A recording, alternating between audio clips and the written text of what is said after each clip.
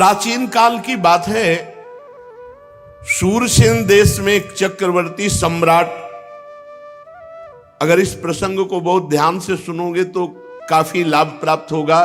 मोह का नाश करने वाला बहुत उत्तम प्रसंग है, अहंकार का दमन करने वाला बहुत उत्तम प्रसंग है, भगवत प्राप्ति के लिए बहुत उत्तम प्रसंग है। प्राचीन काल की बात है, शूरसेन देश में चक्रवर्ती सम्राट महाराज चित्रकेतु राज्य करते थे। वो इतने धर्मात्मा थे कि बिना जोते बोए पृथ्वी अपने आप अन्न देती थी, अपने आप रस देती थी, अपने आप फल देती थी। गेहूं बोने की जरूरत नहीं, अपने आप जैसे जंगली फल फूल होते हैं ऐसे सब अन्न रस फल फूल होते थे।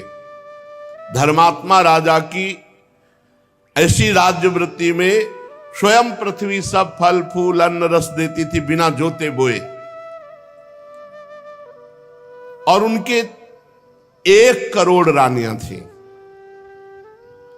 संतान नहीं हो रही थी तो रानियां बढ़ाते चले जा रहे थे। और किसी में भी ऐसी सामर्थ्य नहीं कि संतान उत्पन्न कर दे। इसका आध्यात्मिक भाव समझ लीजिए। चित्त ही चित्रकेतु है और उसकी करोड़ों वृत्तियां ही रानियां हैं और उसका फल भगवान की प्राप्ति है। अगर वृत्ति भगवान में नहीं लगी तो व्यर्थ ही है। ये करोड़ों वृत्तियां ही रानियां हैं। चित्रकेतु अर्थात चित्त ही, चित्त की वृत्तियां करोड़ों होती हैं, चित्त एक और चित्त की वृत्तियां करोड़ों, और उसका फल भगवान वासुदेव की प्राप्ति हो जाना, वही संतान की उत्पत्ति है। किसी में भी फल उत्पन्न करने की, संतान उत्पन्न करने की योग्यता नहीं रही। रानियां बढ़ती गई 1 करोड़, कोई संतान नहीं, कोई गर्भ धारण करने की सामर्थ्य नहीं रख रही थी। चित्रकेतु के पास किसी बात की कमी नहीं थी। सुंदरता, उदारता, युवावस्था, कुलीनता, विद्या, ऐश्वर्य, संपत्ति सब कुछ था, पर संतान नहीं। 1 करोड़ रानियां सब बांझ। बड़ी चिंता उनको हुई। सारी पृथ्वी के एक क्षत्र सम्राट, 1 करोड़ सुंदर रानियां, समस्त वैभव पर एक भी संतान नहीं। अब उनके हृदय में बहुत जलन, बहुत ताप कि मेरा जीवन व्यर्थ है। जो गृहस्थ है और उसके पुत्र संतान नहीं होती, उसको पुत नाम का नरक प्राप्त होता है। अगर भगवान को अपना मानकर भजन कर ले तो हर ऋण से मुक्त होकर परम पद को प्राप्त हो जाता है। कल एक विदेश से आए हुए भगत थे, शायद ऑस्ट्रेलिया या कहां, ऐसे ही बोल रहे थे। कहे थे हम 2-4 साल से प्रवचन सुन, बड़े अच्छे साधक थे, तो उनका हम भगवान का भजन न करें। मेहनत से कमाते हैं, कभी कोई पाप कर्म नहीं करते, किसी से कोई मतलब नहीं है, अपने परिवार का पोषण करते हैं, जरूरी भगवान का भजन करना, फिर क्या हमें मोक्ष नहीं प्राप्त होगा? हम कहा नहीं, दुर्गति प्राप्त होगी। क्यों? हम कोई पाप कर्म करते हैं? नहीं। पर मालिक की संपत्ति को मुनीम हड़प ले तो सबसे पहले बुद्धि खराब हो गई। भगवान की वस्तु को तुम अपना मान रहे हो और भगवान का स्मरण नहीं कर रहे हो, भगवान को समर्पित नहीं कर रहे, अपराध है। नाथ सकल संपदा तुम्हारी, मैं सेवक समेत सुतनारी, और राधा राधा राधा, और सारे कर्म भगवान को समर्पित। अब मोक्ष हो जाएगा, अब कल्याण हो जाएगा। बोले नियत खराब ना हो तो? नियत तो पहले ही खराब कर दी। मालिक की संपत्ति को अपनी मान करके भोग रहे हो, नियत तो पहले ही खराब कर दी। यही बिना अध्यात्म के सूक्ष्मता को समझे जीव, ऐसा क्या भजन की जरूरत है? हम अपने परिवार, तुम्हारा परिवार है, तुमने पैदा किया है। 1 करोड़ रानियां एक भी पुत्र नहीं पैदा कर पा रहे। भगवान ने तुम्हें दिया, स्त्री दिया, पुत्र दिया, घर दिया, मकान दिया, दुनिया की सब संपत्ति तुम्हें जो दी, तो तदीयम वस्तु गोविंदम तुभ्यमेव समर्पये, उससे भगवान की आराधना करो, भगवान का स्मरण करो। अगर ये नहीं करते हो, नर्तन कर फल विषय न भाई, भजिए राम सब काम भियाई। तो तुम्हारी नीयत खराब है, तुम्हें दंड मिलेगा। बड़े अंदर से जल रहे महाराज चित्रकेतु की 1 करोड़ रानियां, एक भी पुत्र नहीं। जब कोई धर्मात्मा पुरुष परेशान होता है तो महात्मा से मिला दिया जाता है, या तो महात्मा के यहां पहुंचा दिया जाता है या महात्मा उसके यहां पहुंच जाते हैं। तो समर्थ अंगिरा ऋषि और देवर्षि नारद, ये विभिन्न लोकों में विहरण करने वाले महापुरुष, ये पहुंच गए चित्रकेतु के महल में। राजा ने देखा अंगिरा जी पधारे, प्रत्युत्थान अर्घादि अर्पित करके साष्टांग प्रणाम किया, बैठा ला, आतिथ्य सत्कार किया और चित्रकेतु जी चरणों के समीप बैठ गए। अंगिरा जी ने कहा कि राजा तुम दुखी से दिखाई दे रहे हो, तुम्हारा राष्ट्र, कोष, सेना, परिवार, ये सब ठीक है ना? कौन सी परेशानी, तुम चिंताग्रस्त कैसे हो? और राजन, सुखी वही होता है जो अपने मन को वश में कर लेता है। सब कुछ ठीक हो लेकिन मन वश में ना हो तो जलाता रहता है, उक्लेश देता रहता है। बड़े बड़े लोकपाल भले अधीन हो जाएं, लेकिन अगर मन अधीन नहीं हुआ तो वो असंतुष्ट जलता रहेगा। तुम संतुष्ट नहीं हो, क्या बात है? क्योंकि असंतुष्टता का कारण कामना होती है। तुम्हारे मुख पर चिंता स्पष्ट झलक रही है, असंतोष झलक रहा है, स्वयं तुम ही उसके कारण हो। क्या कामना कर बैठे हो? महाराज अंगिरा ऋषि तो त्रिकालज्ञ थे, पर उनके मुख से कहलाना चाहते थे। सम्राट चित्रकेतु ने कहा, भगवान, जिन योगियों की तपस्या, ज्ञान, धारणा, ध्यान, समाधि के द्वारा सारे पाप नष्ट हो चुके हैं, जिनका जीवत्व तो नष्ट हो चुका है, वो त्रिकालज्ञ होते हैं। उनको अंतर और बाहर दोनों बातें पता होती है, और वो बातें आपको पता है। मैं जानता हूं आप त्रिकालज्ञ महापुरुष हैं। ऐसा होने पर भी जब आप जानबूझकर मुझसे ही सुनना चाहते हैं तो मैं आपकी आज्ञा मान करके निवेदन करता हूं। मुझे पृथ्वी का एक छत्र साम्राज्य प्राप्त है, ऐश्वर्य प्राप्त है, संपत्तियां प्राप्त हैं, लोकपाल भी जिनके लिए लालायित रहते हैं ऐसे भोग प्राप्त हैं। 1 करोड़ रानियां हैं, फिर भी एक भी संतान नहीं। महाभाग्यवान महर्षि, मैं तो बहुत दुखी हूं, और मैं ही दुखी नहीं, मेरे पितर भी दुखी हैं, क्योंकि उनको पिंडदान नहीं मिलेगा। जब संतान ही नहीं तो क्या होगा? अब परलोक में मुझे नरक मिलेगा। ऐसी व्यवस्था कर दीजिए कि लोक परलोक मेरा सुखमय हो जाए। श्री सुखदेव जी कहते हैं, परीक्षित, जब राजा चित्रकेतु ने इस प्रकार प्रार्थना की तो सर्व समर्थ एवं परम कृपालु ब्रह्मपुत्र भगवान अंगिरा ने त्वष्टा देवता के योग्य चरु निर्माण करके उनका यजन किया, और चित्रकेतु की सबसे बड़ी रानी, जो सद्गुणवती और महान स्वभाव वाली कृतद्युति उनका नाम था, महर्षि अंगिरा ने मंत्रों के द्वारा यजन किया हुआ चरु उन्हीं को केवल दिया, कृतद्युति को। राजा चित्रकेतु से कहा, तुम्हारी पत्नी के गर्भ से एक पुत्र होगा जो तुम्हें हर्ष और शोक दोनों प्रदान करेगा। और ऐसा कहकर अंतर्ध्यान हो गए। चित्रकेतु को एक बात केवल सुनाई दी, तुम्हारे पुत्र होगा। आगे की बात नहीं सुनाई दी, जो हर्ष और सुख प्रदान करने वाला होगा। महारानी कृतद्युति प्रसाद को जो मंत्र से अभिषिक्त था पाया और गर्भ धारण किया। अब तो रोज चित्रकेतु के हृदय में अपार आनंद और सीधे राजकाज करके कृतद्युति के ही महल में जाना। कृतद्युति का गर्भ शुक्ल पक्ष के चंद्रमा के समान दिनों दिन क्रमशः बढ़ने लगा। समय आने पर महारानी कृतद्युति के गर्भ से एक सुंदर पुत्र हुआ। जिस दिन से गर्भ रहा उस दिन से गर्भ जब आज प्रकट हुआ,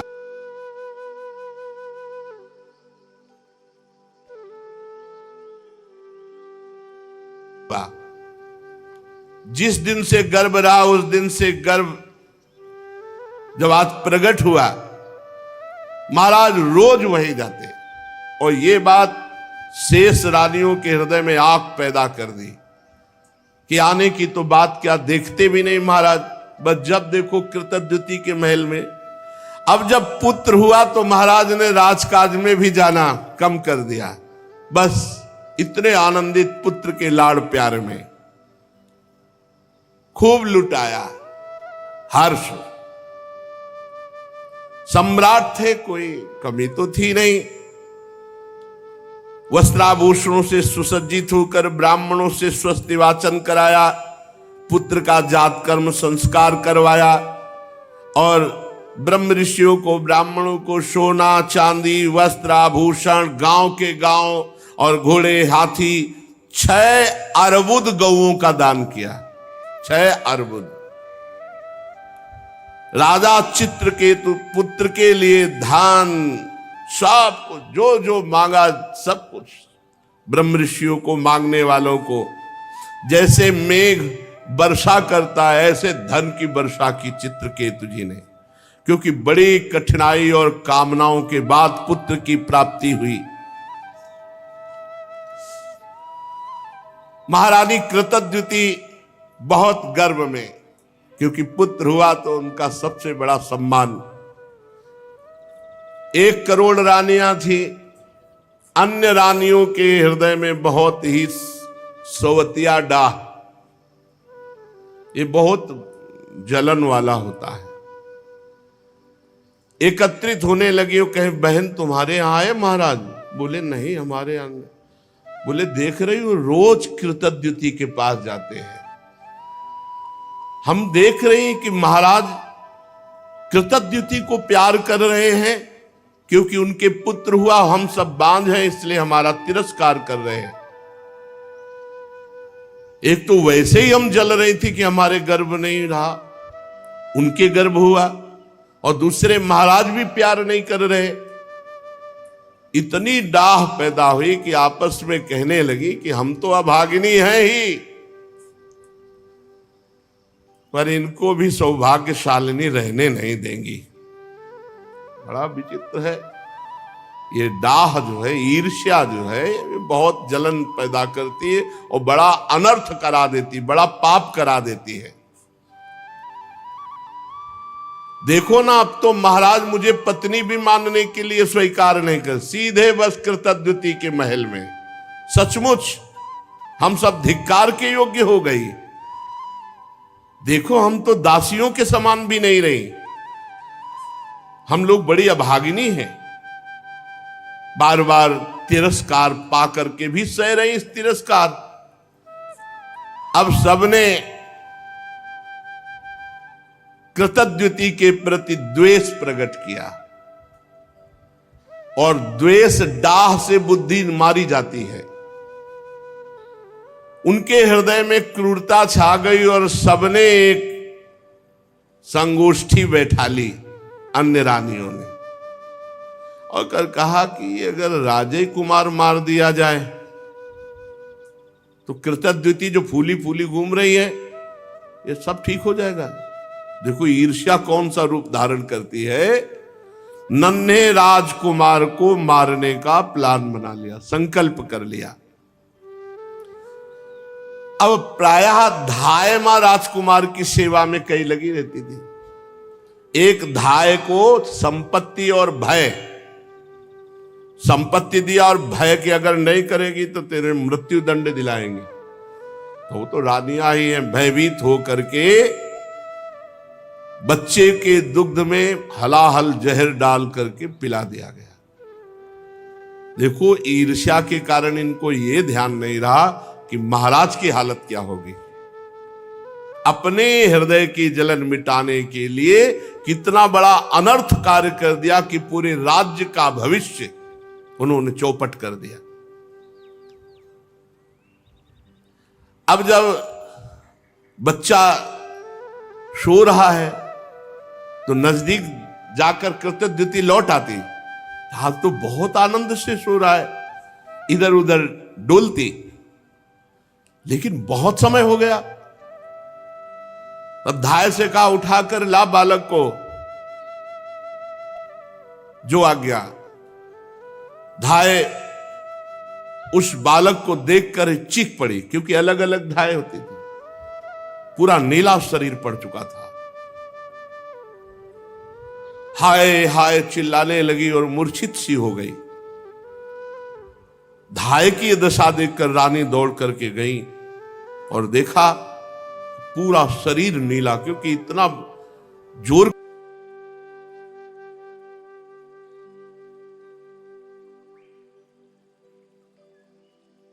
होकर गिर गई। शरीर अस्त व्यस्त, फिर होश आवे, फिर मूर्छित। रनिवास की सब रानियां एकत्रित हो गई। वो हत्यारिणी भी वो कृतद्युति से ज्यादा नाटक कर रही थी रोने और बेहोश होने का, जिन्होंने जहर दिलाया था। कोई जान ही न पावे कि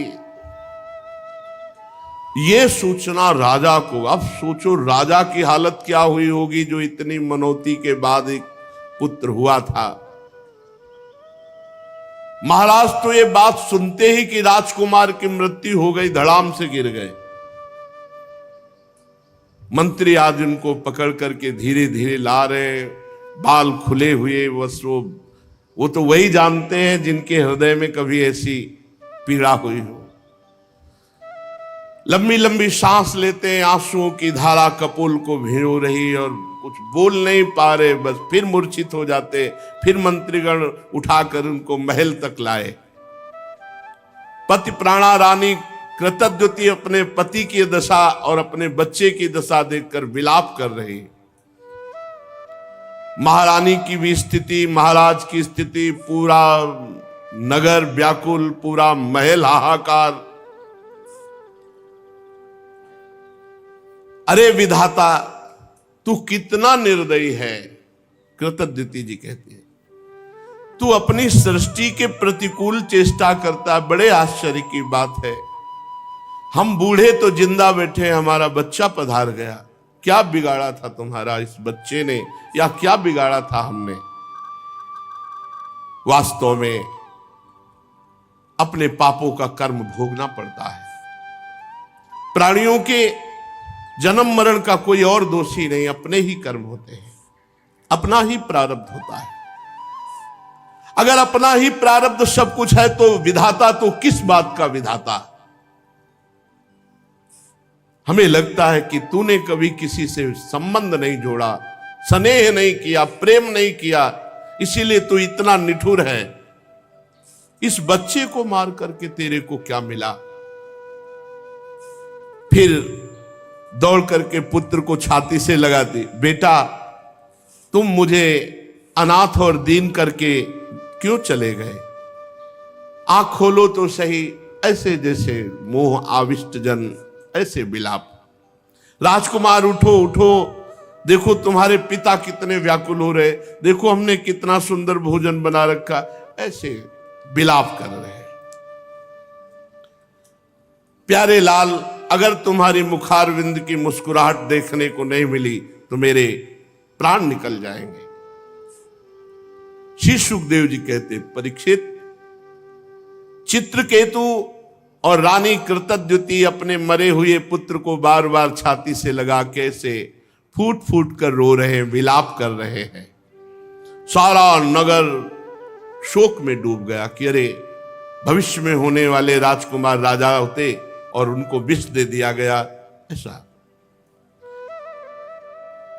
अब कोई वहां समझाने वाला तो है नहीं। फिर वही दोनों महापुरुष आ गए, महर्षि अंगिरा और देव ऋषि नारद जी। इसी असर जब कोलाहल मचा हुआ है महान दुख का, राजा चित्रकेतु तो मृत प्राय होकर पुत्र के पैरों के पास पड़े हैं। अंगिरा और देवर्षि नारद जी गए और कहा, राजेंद्र उठो उठो। वो महाराज के देखा जिन्होंने पुत्र दिया था वही महाराज आए, चरणों महाराज महाराज। तो उन्होंने कहा, राजन सावधान सावधान, तुम जिसके लिए इतना शोक कर रहे हो, बालक पहले तुम्हारे पूर्व के जन्म में कौन था जानते हो?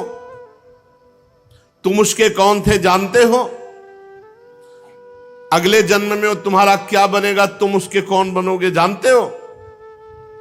अरे राजन, जैसे हवा के प्रवाह से बालू कण मिल जाते हैं फिर अलग हो जाते हैं, ऐसे ये ना यहाँ कोई किसी की पत्नी ने, यहाँ कोई किसी का पुत्र है, कर्मानुसार कुछ समय के लिए आया फिर चला जाएगा।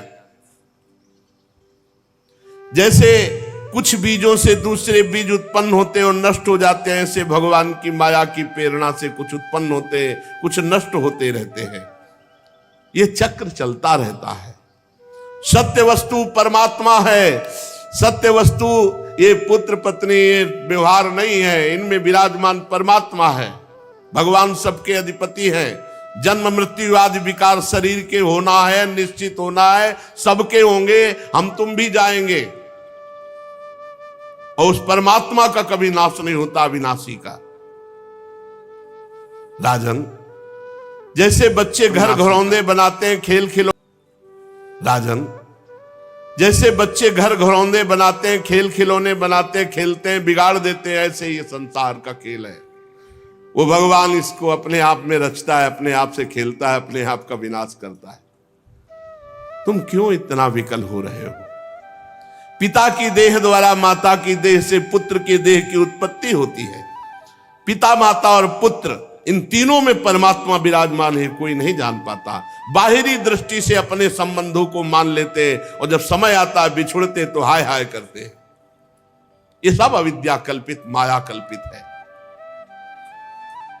जब महर्षि अंगिरा और देवर्षि नारद जी चित्रकूट को समझा बुझा रहे थे, तब उन्होंने मुख धोया और धैर्य धारण करके कहा कि ज्ञानवान महान आप, इस समय मेरी बुद्धि काम नहीं कर रही।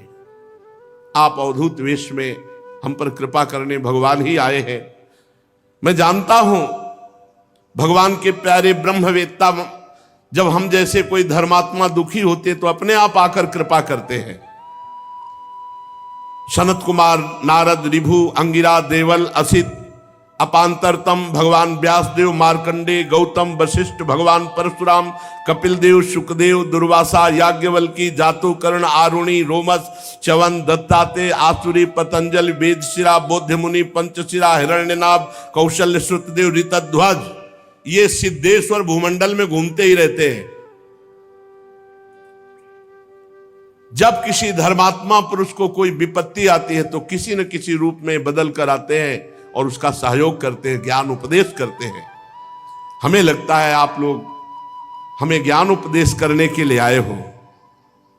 तो महर्षि अंगिरा ने कहा, राजन जरा नेत्र खोल करके देखो, मैं अंगिरा ऋषि देवर्षि नारद है। जब तुम पुत्र प्राप्ति के लिए विकल होकर बोले थे, हम ही ने तुम्हें पुत्र प्राप्ति का वरदान दिया था और कहा था तुम्हें हर्ष और शोक होगा।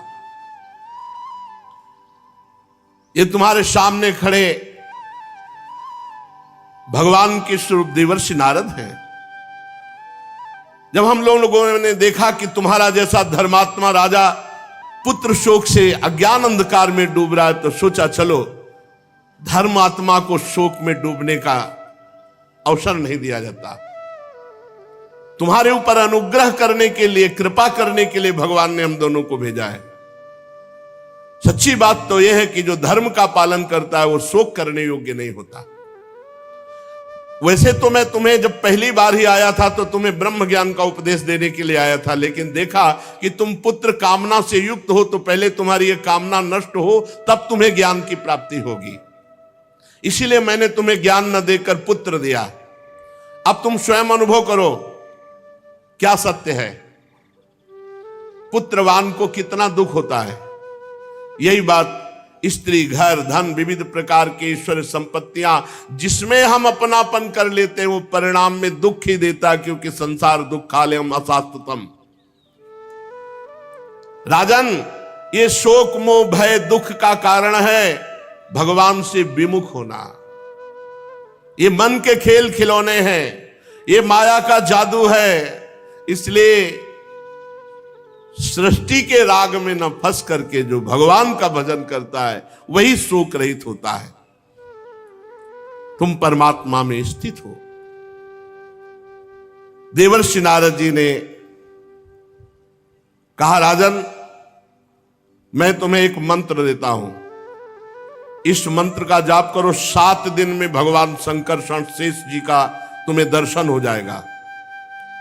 भगवान शंकर आदि ने श्री संकर्षण देव की ही चरणों का आश्रय लिया था और द्वैत का भ्रम त्याग कर महामहिमा में शुद्ध ज्ञान को, इससे बढ़कर कोई नहीं है, इसी को परम पद कहते हैं। देखा कि मंत्र लेने में रुचि नहीं है, क्योंकि पुत्र पधारा है। शोक और समय मंत्र। देवर्षि नारद जी ने आकर्षण किया उस जीवात्मा का जो पुत्र के रूप में आई थी। देवर्षि नारद जी ने कहा, जीवात्मन पश्य भद्रम ते मातरम पितरम चते सुहृदो बांधवास तप्ता सुचा त्वत्कृत्या भृशम कलेवरम स्वामविश्य शेषमायु सुहृदव्रता भुंक्ष भोगान पितृ प्रत्तान तिष्ठ नृपासनम। चलो इस शरीर में आ जाओ और पूरी आयु व्यतीत करके तब फिर यहां से जाना। आ जाओ, जीवात्मा को बुलाया। ये देखो तुम्हारे पिता कैसे व्यतीत हो रहे हैं, माता कैसे, और सब पूरा महल के साथ रो रहा है। आओ और पिता के दिए हुए भोगों को भोगो, और मैं कह रहा हूं पूरी आयु व्यतीत करो। चलो अपने शरीर पे आ जाओ। एवरम स्वाम अविश्य शेषमायु सुहृदव्रता भुंक्ष भोगान पितृ प्रत्तान तिष्ठ नृपासनम। चलो इस शरीर में आ जाओ और पूरी आयु व्यतीत करके तब फिर यहां से जाना। आ जाओ, जीवात्मा को बुलाया। ये देखो तुम्हारे पिता कैसे व्यतीत हो रहे हैं, माता कैसे, और सब पूरा महल के साथ रो रहा है। आओ और पिता के दिए हुए भोगों को भोगो, और मैं कह रहा हूं पूरी आयु व्यतीत करो। चलो अपने शरीर पे आ जाओ। जीवात्मा ने आवाज की, कहा, देवर्षि जी आप कह रहे हैं, आप कह रहे हैं कि मेरे पिता है, माता है। अरे इसके कितनी बार मैं बाप बन चुका हूं, कितनी बार इसका माता बन चुका हूं। ये मेरा माता पिता नहीं है। ये कितनी बार भाई बन चुका है, कितनी बार नाती बन चुका है, कितनी बार हमारा शत्रु बन चुका है। ये कितनी बार हमसे उदासीन हुआ है, कितनी बार हमसे द्वेष किया है। अपने कर्मानुसार मैं आज इसका पुत्र बना था, बस इतने समय के लिए। ये मेरा कोई नहीं है। जैसे व्यापारी के पास से सामान एक के पास दूसरे के पास जाती रहती है, ऐसे कर्मानुसार जीव एक के पास दूसरे के पास जाता रहता है। विचार करने से पता चलता है। 4 दिन इसके यहां जन्म ले लिया, ये हाय हाय करके कह रहा है मेरा पुत्र, मेरा पुत्र। ये सुना रहे हैं सबको, सबके बीच में सुना रहे। नित्य अहंकार रहित वो जब जीव अपने कर्मानुसार गर्भ में आता है, तभी तक, जब तक शरीर में रहता है तभी तक वो माता पिता मानता है। इसके बाद कुछ नहीं उसकी याद, कोई उसका नहीं। जैसे कोई लोग पूछते हैं कि हम जब मर के जाएंगे तो हमारे पिता हमसे बात करेंगे, माता बस शरीर तक, शरीर छूटा काम खत्म। शरीर तक केवल संबंध। मैं अविनाशी हूं, मैं सूक्ष्म हूं, जन्मादि से रहित हूं, अपने कर्मवश इसके गर्भ में आया था। ये ना मेरी माता है, ना मैं इसका पुत्र हूं। जन्म मृत्यु से रहित हूं, मैं ईश्वर स्वरूप हूं। ना तो मेरा कोई प्रिय है, ना कोई अप्रिय है, ना मेरा कोई अपना है, ना कोई पराया है, ना कोई हित है, ना कोई अहित है, ना कोई मित्र है, ना कोई शत्रु है। मैं सबसे उदासीन, मैं अद्वितीय हूं। इस शरीर कर्मानुसार ग्रहण करने मात्र से केवल कुछ समय के लिए मैं पुत्र बना था। राजा से कहा सुनो, और देवर्षि नारद जी से जीवात्मा ने कहा कि अब इस शरीर, गंदे शरीर को मैं स्वीकार नहीं करता।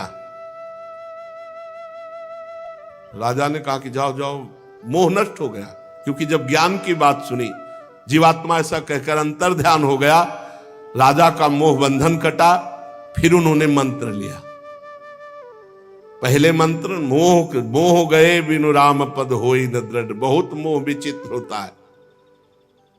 अब तो राजा ने उदासीन होकर के कहा इसका जात संस्कार कर दो। शरीर का और दैहिक क्रियाएं पूर्ण की गई।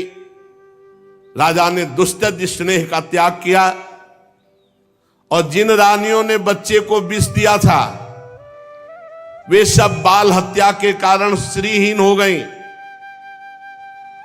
अब तो हाय हाय उनके हृदय में जलन, अब उसका पाप का सब चिल्ला चिल्ला कर कहने लगे कि मैंने विष दिया। पाप छुपता नहीं, वो नष्ट करता है। अंगिरा जी ने उनको भी उपदेश दिया, बाल हत्या का प्रायश्चित करवाया, मात्सरहीन करके उनको भजन में लगाया। जहां संत पहुंच जाते हैं मंगल ही मंगल हो जाता है। उन सब माताओं को जिन्होंने ईर्ष्यावश जहर दिया था, बाल हत्या का प्रायश्चित करवाया, मात्सरहीन किया और उनको भजन का उपदेश किया।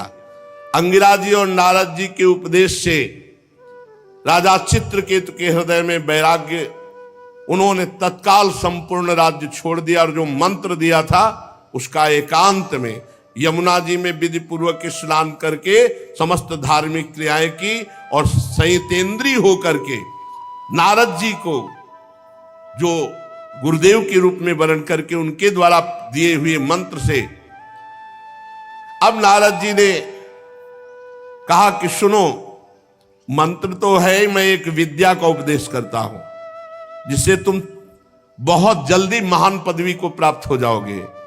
ओम नमस्तुभ्यं भगवते वासुदेवाय धीमहि प्रद्युम्ना